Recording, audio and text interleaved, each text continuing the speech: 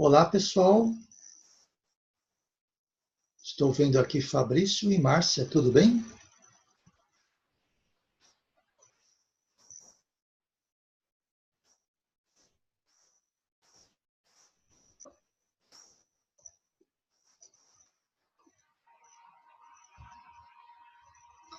Vocês têm microfone, gente? Por favor, utiliza.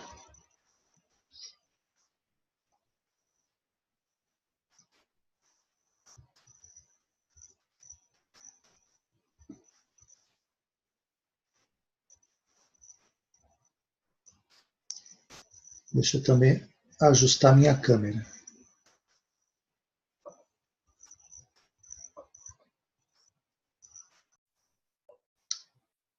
Muito bom.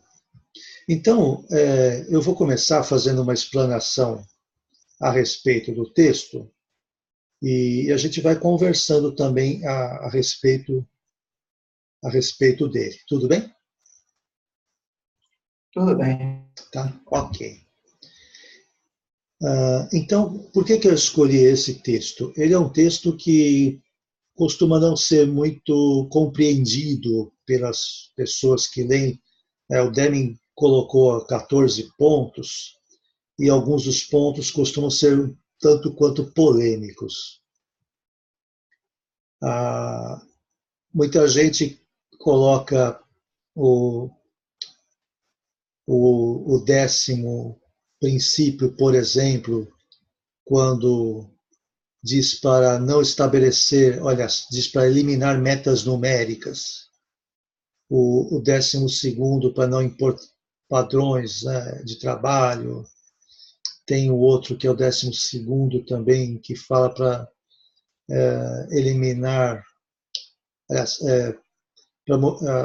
para remover, abolir a avaliação de desempenho. Então, tem alguns itens que o pessoal costuma achar um tanto quanto polêmico. Então, numa primeira etapa, eu vou dar uma passada sobre esses pontos. Qual que é o contexto em que Deming estava vivenciando essa questão da gestão da qualidade? Era um contexto pós-guerra, era um contexto baseado nas experiências que ele viveu no Japão, né, a consultoria que ele deu para levantar a indústria japonesa, e, posteriormente, ele levando isso também para a América. O que Deming percebeu, basicamente, que é o que é o mote principal aí desse discurso dele nos 14 princípios? Deming é muito preocupado com a questão do comportamento. Então, o comportamento do operário, o comportamento do funcionário face à qualidade. E ele percebeu que as pessoas, muitas delas, tinham um certo receio, um certo medo mesmo de informar problemas ou de se comprometer com a solução de problemas, de apontar falhas e coisas do tipo.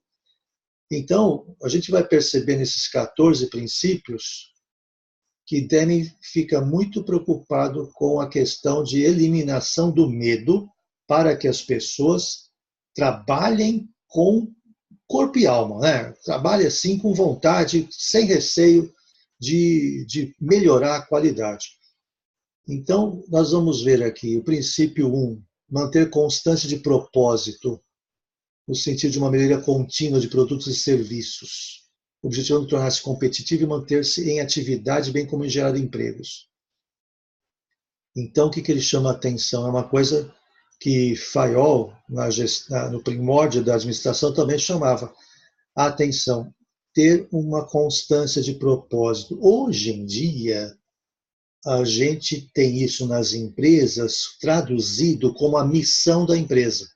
Então, é importante que a empresa tenha uma missão, em função disso também tem uma visão de onde quer chegar, e isso tudo é traduzido por uma direção de propósito, né? Que toda empresa caminhe em sentido a isso. Então, o que deve estar dizendo aí também? Olha, de gestores, diga para o seu pessoal qual é o propósito da organização. Diga para o pessoal qual é a missão, qual é a visão, onde se quer chegar. Informe as pessoas pelo menos um mínimo a respeito da estratégia para que todos possam se dedicar ao alcance dela. Então, esse primeiro princípio já traduz tudo isso. Por quê? Porque isso realmente leva à competitividade, leva todo mundo a convergir na mesma direção. O segundo item fala também de se adotar uma filosofia de trabalho moderna. Esse moderna quer dizer o quê? Se contrapor ao passado. O que era o passado? Excesso de burocracia e excesso de controles. Então, o que ele está propondo aqui? Que as empresas modernizem-se na sua gestão, que elas se preocupem realmente em fazer algo novo, algo diferente, algo moderno, que se liberte das amarras do passado. E isso principalmente com relação à gestão de pessoas. Estou vendo que a Bárbara está chegando aqui. Tudo bem, Bárbara? Oi, tudo, boa noite. Boa noite. Olha, eu estou fazendo assim uma passagem pelos 14 princípios, tá? E depois a gente também abre para comentários, perguntas de vocês. Tá bom? Tá. O terceiro ponto aqui, ó, termine com a dependência da inspeção em massa. E elimine essa necessidade de inspeção em massa, introduzindo a qualidade desde o primeiro estágio do produto. O que Deming percebe aí, então? É uma coisa que Juran também tinha percebido, que Crosby depois vai falar sobre o zero defeito. E assim, o que é isso? A qualidade ser feita posto a posto. Né? Se você tem uma indústria, posto a posto de trabalho. Se você tem uma empresa de serviços, em cada etapa do processo de serviço. Então, o que a gente vai buscar? A qualidade em cada local. A pessoa recebe, verifica o que está fazendo, presta muita atenção no que está executando e só envia para o processo seguinte, para a próxima etapa, para o próximo colega de trabalho, porque ela tem certeza que está bem. E se ela já percebe que tem alguma coisa que não está bem, ela já bloqueia o processo ali e tenta solucionar a causa da não conformidade. Essa ideia é mais clara em Juran, e depois em Crosby também, mais para frente. Mas Deming já traz aqui isso com essa questão da eliminação da dependência de inspeção em massa. Então, o que ele está dizendo? Gente, não adianta ficar produzindo, fazendo, e lá no final separar o que é bom e o que não é bom. Tem que ser durante todo o processo produtivo. E é uma coisa que muita gente, na prática, acaba não fazendo. Acaba se dizendo, não, vamos fazer.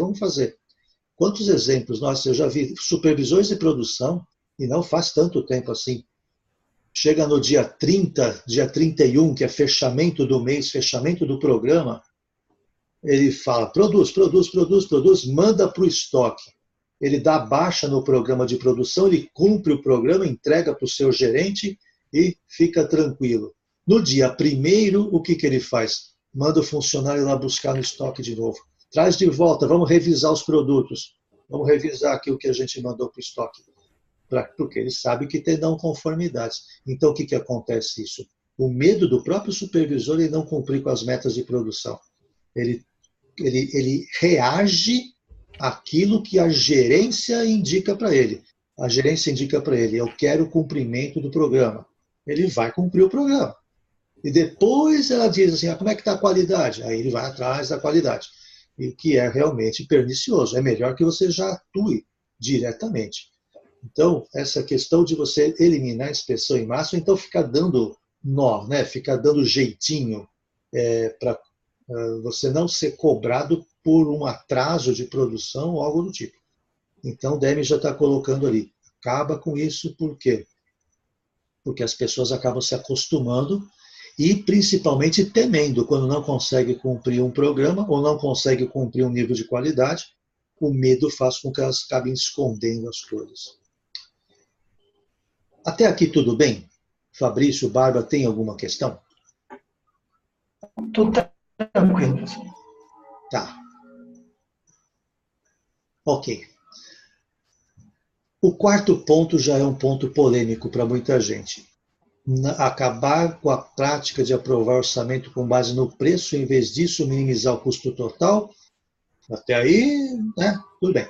Aí desenvolva um único fornecedor para cada item no relacionamento de longo prazo, fundamentado na lealdade e a confiança. O pessoal se atém muito ao que ele coloca aqui, desenvolver um único fornecedor. Ah, mas como é que eu vou ficar nas mãos de um fornecedor só, etc. No Japão, que é onde Deming implantou e teve sucesso por causa da própria cultura local, era possível você ter um fornecedor leal à empresa. Eles têm uma cadeia produtiva de forma que ele se sente pertencente à própria empresa. Na nossa cultura ocidental, isso já não funciona tão bem assim. Então, o que a gente diz? Ora, você não pode ter um supervisor, ficar na mão de um fornecedor só. Então, fica de poucos. Elege 2, 3 e faça com que esses sejam parceiros do seu negócio. Então, eles vão ajudar você no desenvolvimento do produto, eles vão te ajudar nas melhorias do produto, na qualidade. Você firma um contrato de fornecimento com ele, ele fica também mais seguro, né, de que não vai, de uma hora para outra, perder o seu cliente. Ele pode investir em maquinário, ele se sente mais seguro para investir em qualidade, porque ele sabe que vai ter ali uma garantia de fornecimento mínimo, que não vai quebrar ele. Porque, de repente, ele faz um investimento no próprio parque fabril dele, ou na própria organização, e, de repente, o cliente corta o fornecimento. E ele, então, fica também numa situação ruim. Então, o que a gente pode pegar desse quarto princípio? Desenvolva parceiros de negócio, e em vez de ficar simplesmente pressionando por causa de preço.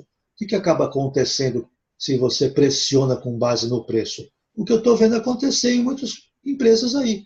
O departamento de compras começa a fazer leilão. Olha, quem me apresentar um orçamento menor, eu vou dar mais uma informação a respeito do edital, de licitação. Então, as empresas começam a dar reduções astronômicas aí de custo. O departamento de compras fica todo feliz. Só que na hora de entregar, não é o que a empresa queria. E tem muita gente dizendo o seguinte: vamos entrar para ganhar essa licitação. E a entrega, depois a gente vê. Ou atrasa, ou diminui qualidade, corta alguma coisa do custo. Mas o que é importante é que o concorrente não entrou. Então a gente entra e bolas. Então não é isso que a empresa quer, né? Então o que acontece? Tem sempre que pensar de maneira estratégica. Uma ação implica numa reação. Então, se as empresas espremem demais os seus fornecedores, o que acaba acontecendo? Eles acabam reagindo a essa maneira. Eles reagem como são tratados. E isso acaba comprometendo a qualidade. Então, estrategicamente, não vale a pena. Você consegue uma redução de custo agora, mas que depois vai te causar um problema enorme com seus clientes, por exemplo, também, numa cadeia, ou diretamente com o consumidor. Quantos casos vocês não têm visto por aí de produtos sendo feito recall, celulares, automóveis, coisas mil aí que você vê que está tendo. Por que está tendo todos esses problemas? Será que a empresa não viu? Deve ter visto, mas o fornecedor dela é que acabou sendo pressionado, talvez por custo, e não dando coisas abaixo, nível abaixo da qualidade. Bom, quinto item vai falar sobre a melhoria contínua, ok, aí normalmente é tranquilo. O sexto item fala para se instituir métodos avançados de treinamento, atualizados, ok, magnífico isso daqui, e cada supervisor,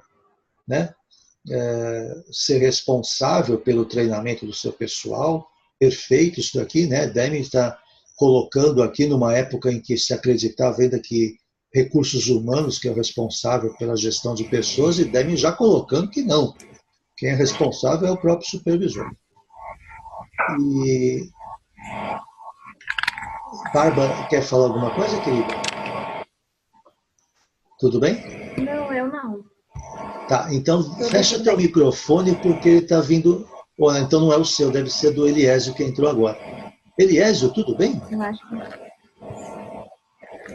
Tudo. Opa, meu querido. Veja se o seu. Tenta fechar teu microfone para que não dê o ruído de fundo, tá? Depois, quando você quiser falar, você abre. Tá bom? Tá jóia. Tá jóia. Ok. Isso. Tá melhorando. Ó, o oitavo item, que é o ponto crucial. Elimine o medo de tal forma que todos trabalhem eficazmente pela empresa. E é isso que eu tinha comentado, né, no início da nossa reunião. Deming está muito preocupado com a questão do medo, porque a questão do medo faz com que as pessoas se retraiam e se defendam. Então, é gente trocando documento para dizer que não foi ele, né? Então ele coloca o lote defeituoso em nome de outra pessoa, ele esconde o lote defeituoso, ele joga a peça que podia ser retrabalhada no meio da sucata para ninguém ver que aconteceu a não conformidade. Olha, eu já vi esse pessoal de produção, principalmente, fazer mil e uma coisas para se safar de uma punição por causa de não conformidades. Então, quando as pessoas estão com medo, elas querem salvar a própria pele. Elas estão com medo, elas vão fazer o que for possível para preservar o seu emprego, para se defender, né, para sobreviver. Então, o que acaba acontecendo? A gestão não pode trabalhar com medo sobre as pessoas. Hoje, mais do que nunca, se sabe que é a abordagem positiva que produz melhores resultados. Hoje a gente tem a psicologia positiva, trabalhando junto com a programação neurolinguística, com a neurociência, e isso em processos de coaching, por exemplo, é mais do que provado e confirmados resultados. É melhor você trabalhar positivamente com as pessoas, ao invés de trabalhar sobre ameaças. Ameaçar provoca o medo provoca a defensiva, a postura na defensiva. E se você quer um ambiente de qualidade, queridos, não advoguem a pressão pelo medo. Tá?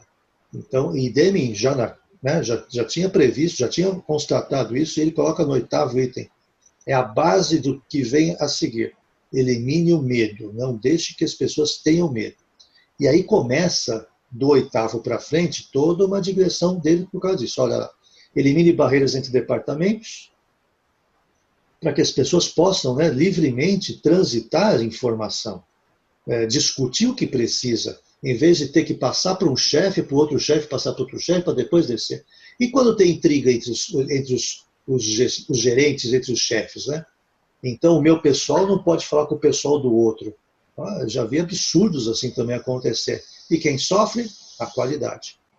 Eu fui dar um treinamento numa empresa que no meio do curso uma pessoa levantou e falou, olha, tudo isso que você está falando a gente já sabe, mas o nosso gerente não quer que a gente fale.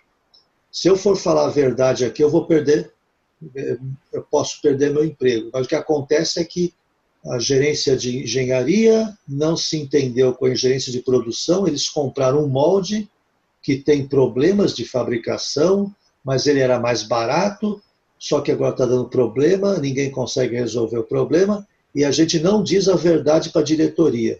A gente diz para a diretoria que o problema é falha do operador, ou então que a falha é nossa em não treinar o pessoal. E aí, esse é o problema verdadeiro. Mas para esconder esse problema, eles falam que nós é que não sabemos gerir. Então contratam um camarada como você para dar o curso para nós. Então imagina só, né, gente? Um curso de 5 dias, no terceiro dia o sujeito lhe solta uma dessa. No meio do curso. Isso porque eu fiz levantamento de necessidade com os gerentes, até entrevistei algumas pessoas que iriam participar do curso. Mas ninguém disse a verdade.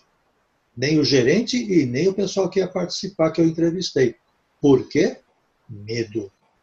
A questão do medo. A diretoria não pode saber. Porque se a diretoria souber que nós fizemos uma burrada aqui, né, os gerentes, né, fizemos uma burrada aqui na hora de aprovar a compra daquele ferramental, que é muito caro, aí a gente vai sofrer alguma sanção. Então, no medo, o que eles fazem? Corporativismo, um conluio. Você não fala nada, eu também não falo nada, a gente vai tocando até que o equipamento possa ser substituído um dia no futuro. Que situação, né? Que situação. Bom, eu estou recebendo uma mensagem aqui de mais 10 minutos. Tá ok. Se cair a reunião e a gente não tiver terminado ainda, a gente pode clicar de novo no mesmo link, tá bom? E aí a gente volta para terminar a conversa.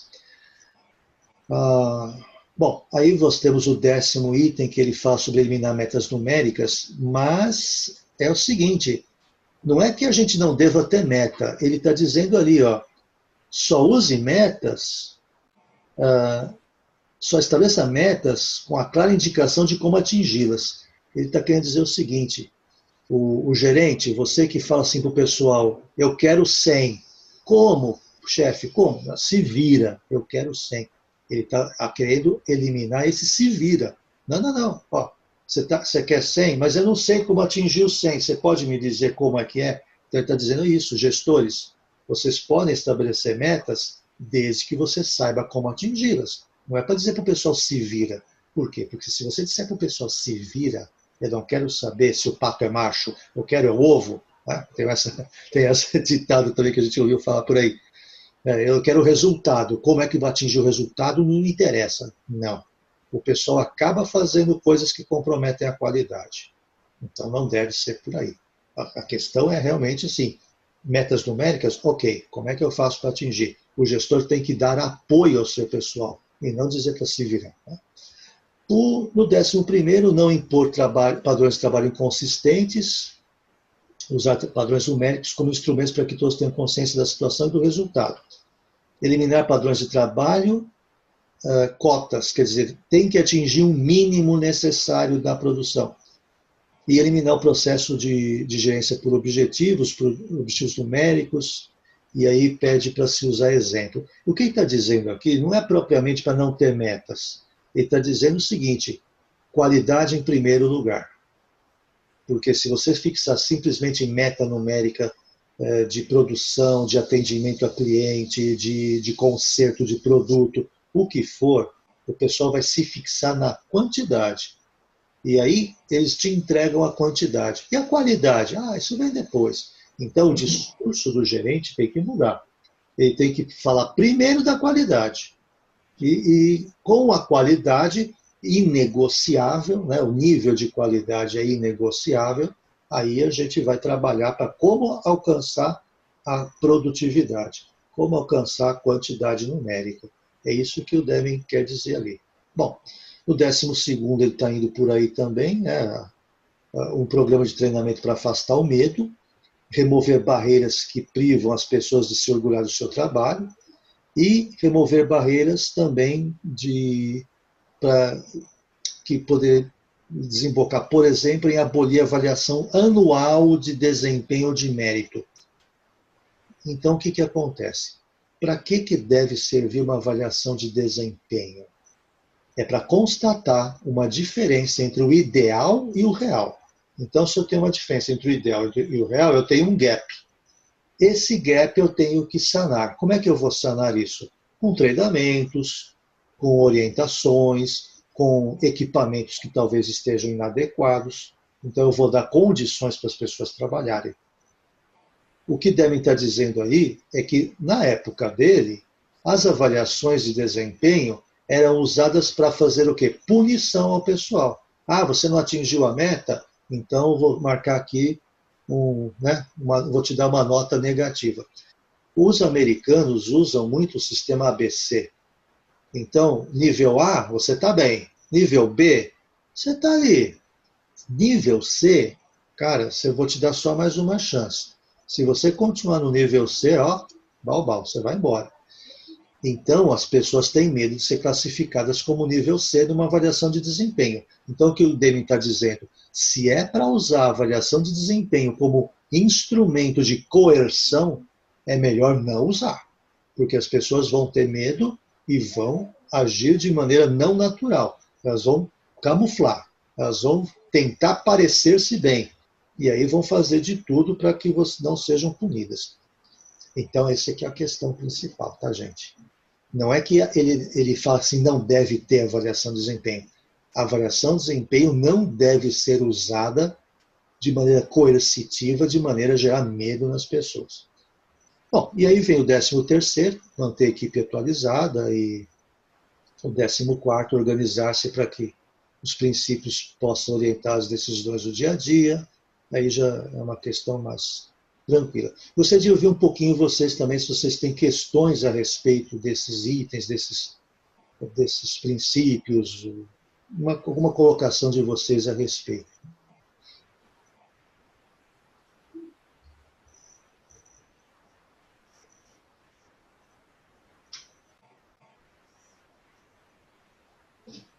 Sim? Elias, alguma coisa a perguntar?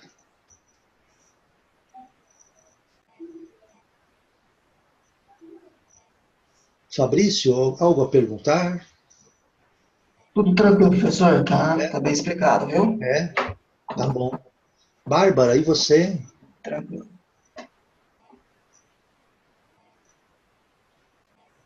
Bárbara, tudo bem?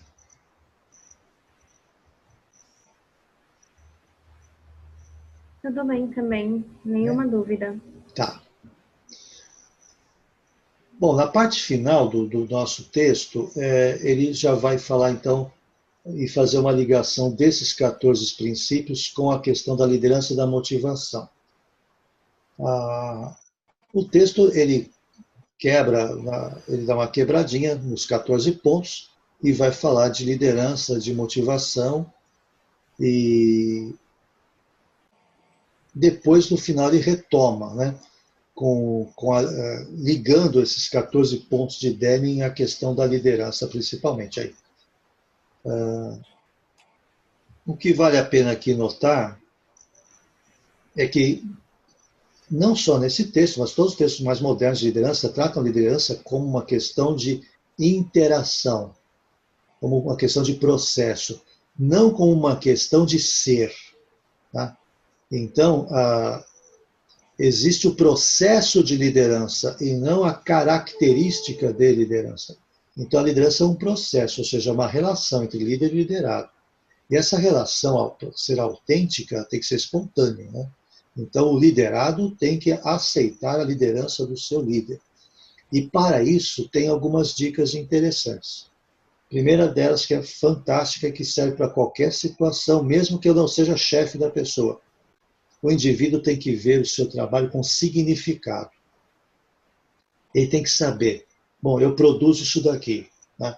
Eu produzo essa caneta. Para que vai servir isso que eu produzo? Se eu sei onde é que ela vai ser usada, eu vou tomar mais cuidado. Olha, tem que tomar cuidado com esse ponto aqui, porque senão não dá encaixe lá. Então eu vou tomar cuidado, porque agora eu sei que não dá encaixe lá. Se o supervisor falar simplesmente, toma cuidado com esse ponto aqui, por quê? Porque senão vai ficar não conforme, vai ser um defeito. Tá. É uma coisa menos potente. Não, você tem que tomar cuidado com isso aqui, porque senão vai acontecer tal coisa lá. Aí ele se fixa mais.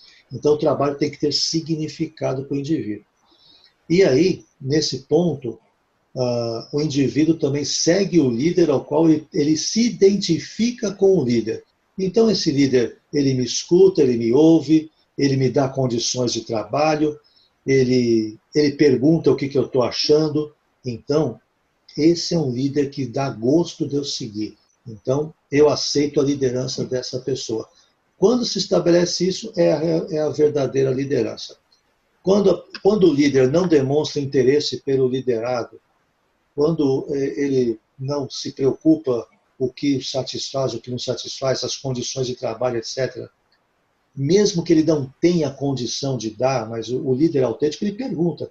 O chefe simplesmente faz, cara, não sei, se vira. Então, esse ponto é fundamental. Se eu tenho uma relação de liderança, né, com o subordinado, ou se eu tenho uma relação simplesmente de chefia com o subordinado. E aí, o que o texto acaba trazendo para nós? A questão da qualidade é fundamental, que a relação com o subordinado seja uma relação de liderança e não de chefia. Por quê? Porque as pessoas seguem um líder, as pessoas não seguem um chefe. Com o líder, as pessoas atendem, procuram atender ao que o líder pede. Com o chefe, elas vão atender para não serem prejudicadas.